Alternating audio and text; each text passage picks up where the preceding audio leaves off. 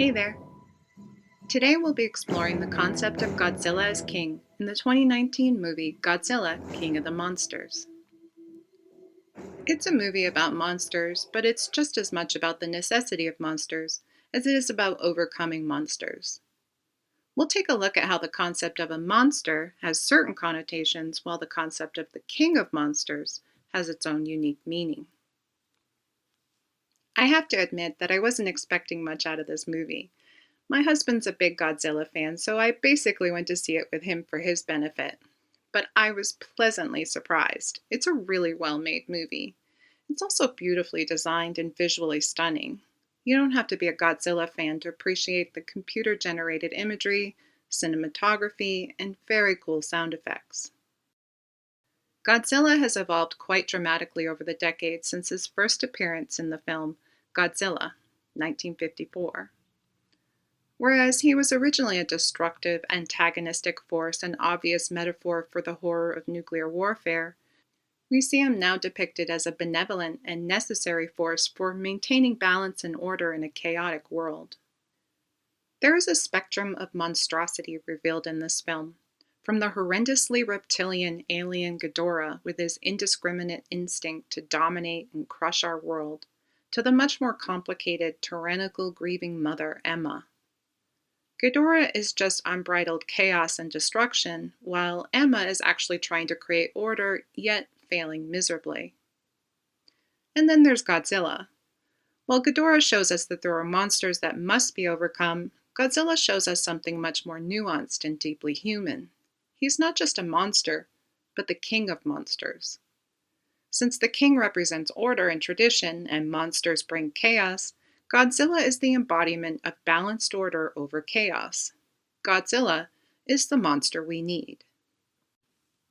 In stories, a monster represents those human characteristics that we tend to avoid, ignore, or outright dislike. And it is usually either embodied in a hideous form or hidden under a human veil of a deceptive persona. These characteristics are typically negative, but can also be positive.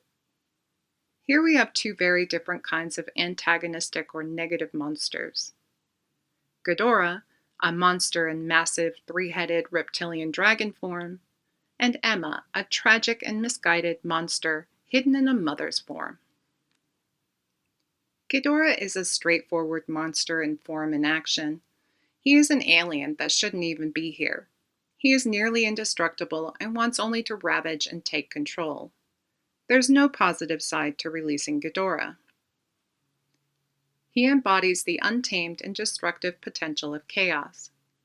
In stories, we often see invading aliens depicted as reptilian. This makes them two-dimensional bad guys that are easy to see as villains. They are reptilian, which means they lack empathy, and they embody the id, or the survival instincts.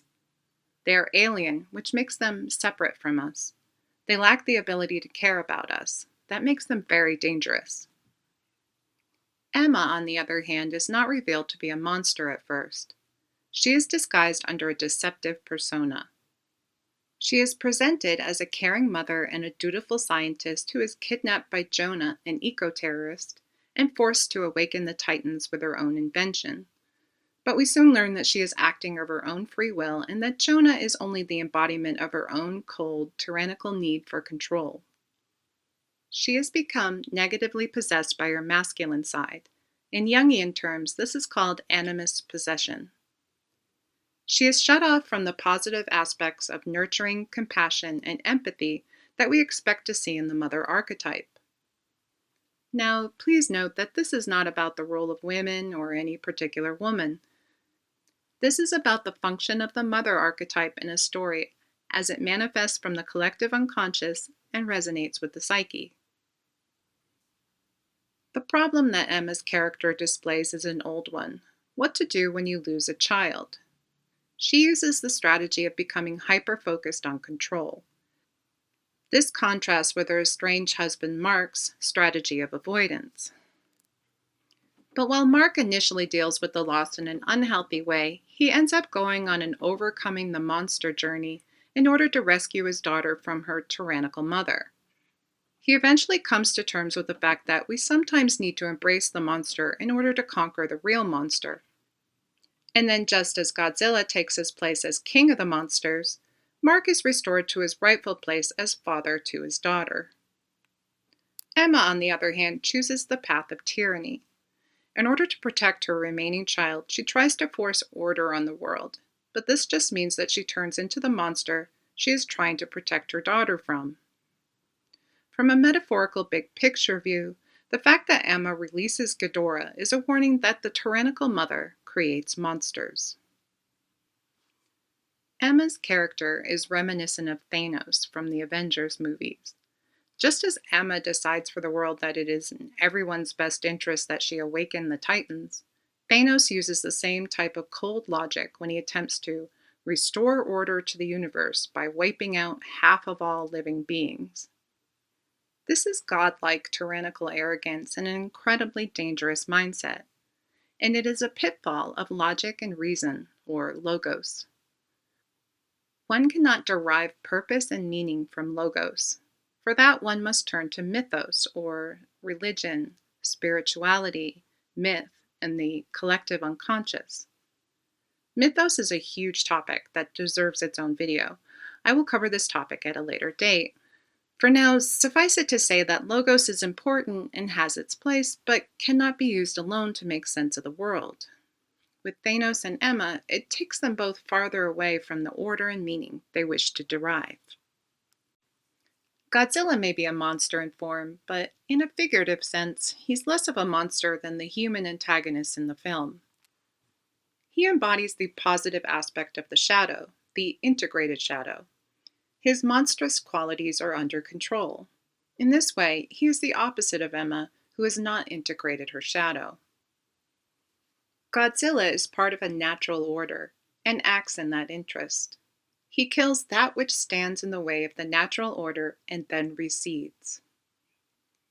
He carries forward the wisdom from ancient times that shows him the full picture and allows him to act wisely for the interest of the whole. The ancient depictions that the characters encounter show us that the problem is an old one, and that means there is wisdom there that needs to be carried forward. Godzilla knows that Ghidorah is destructive to the natural order and must be destroyed.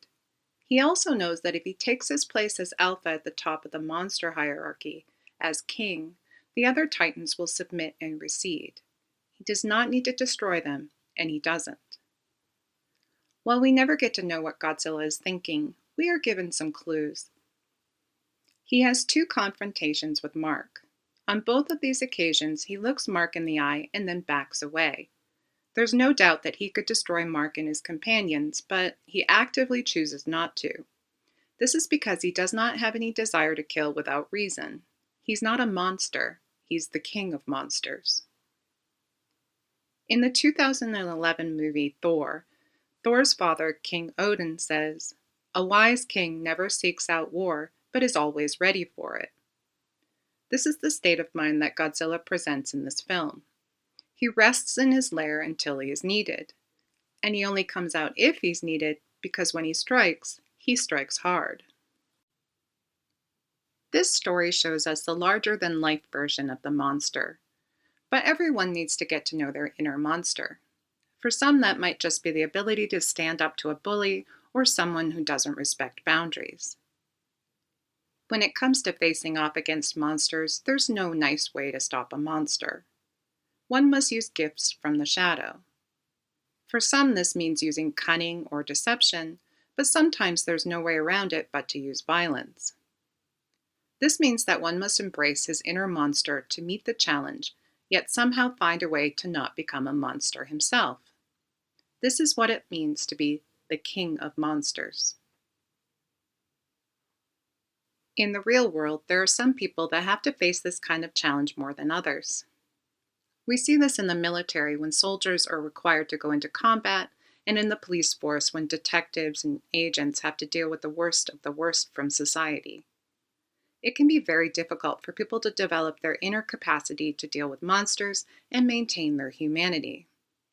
This is part of the reason why we have so many stories about heroes overcoming monsters. And it is also part of the reason why the detective genre has exploded over the last few decades. The detective is very often faced with the most monstrous among us, and one of his biggest challenges is how to maintain his humanity.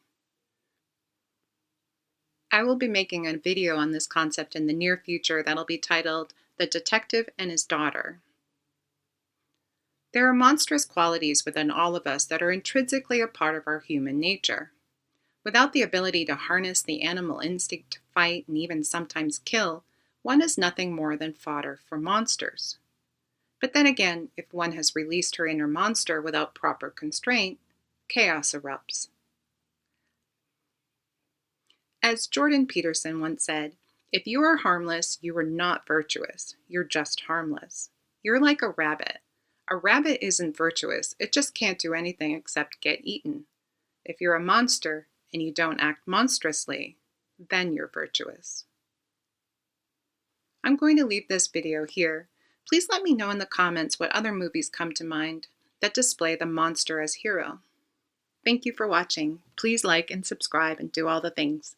See you next time.